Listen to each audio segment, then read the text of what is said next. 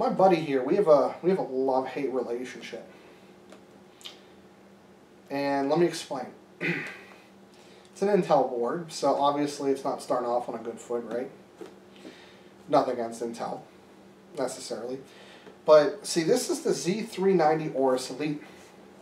And if you just saw my review of the MSI board, which, again, should be fine. I'm just not 100% sure because I haven't tested it yet.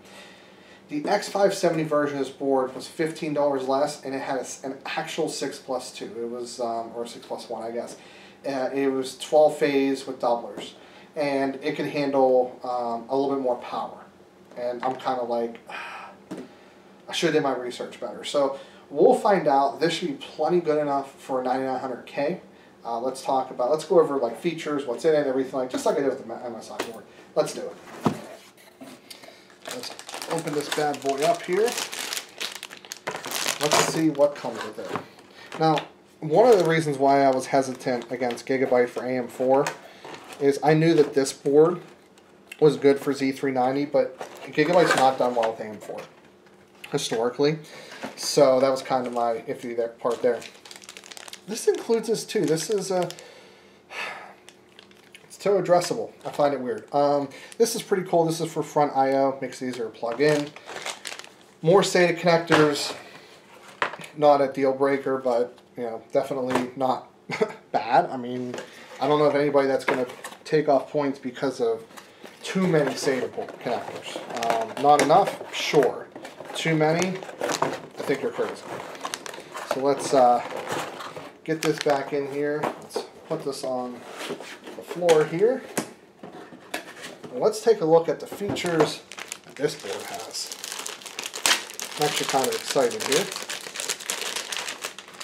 Who knows, maybe I'm going to be selling this at some point. So this has, again, it has 1, 2, 3, 4, 5, 6, 7, 8, 9, 10, wait, 6, and then 1, 2, 3, 4, 5, 6, 7. So this actually has, let's see here, 1, 2, 3, 4, 5, 6. Okay, so this is interesting. So this has 6 doublers and a single phase for essentially the iGPU or whatever have you, which obviously is, in my opinion, irrelevant. Going back up here, 4 DIMM slots. From a feature standpoint, let's see here, we have 2 fan headers.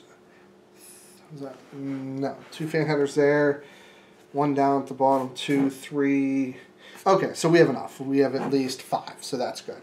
RGB support, we have addressable, regular, and then looks like down at the bottom we also have another addressable and regular, so perfect there. So good there. 6 SATA ports. Does not have a turn sideways USB 3. This is a $180 board, so you know, do keep that in mind. This VRM I think is a little bit better. Here, let's do the peel. Should maybe start from the bottom here.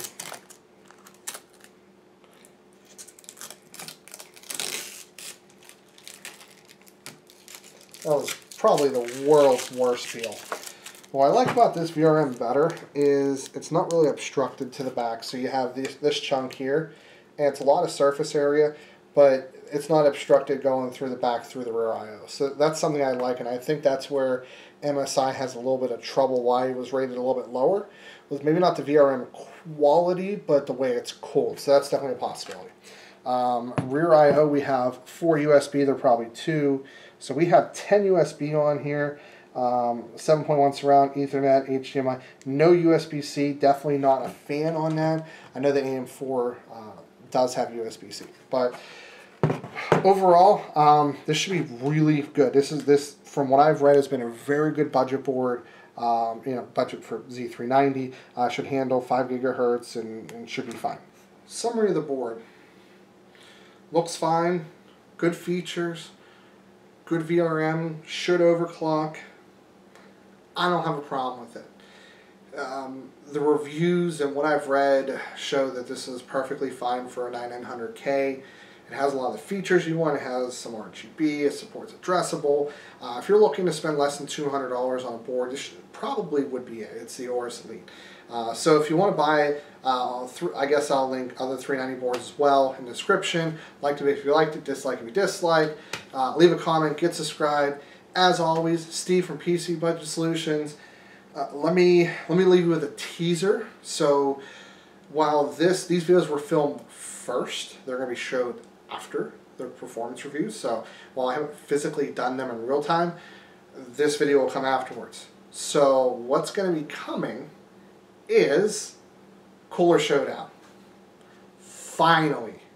I'm a little bit away from it. I have to buy a couple more things, but I think I have enough content to keep me going to get the testing methodology set up, because I'm standardizing my testing. But I'll see you all later on down the road.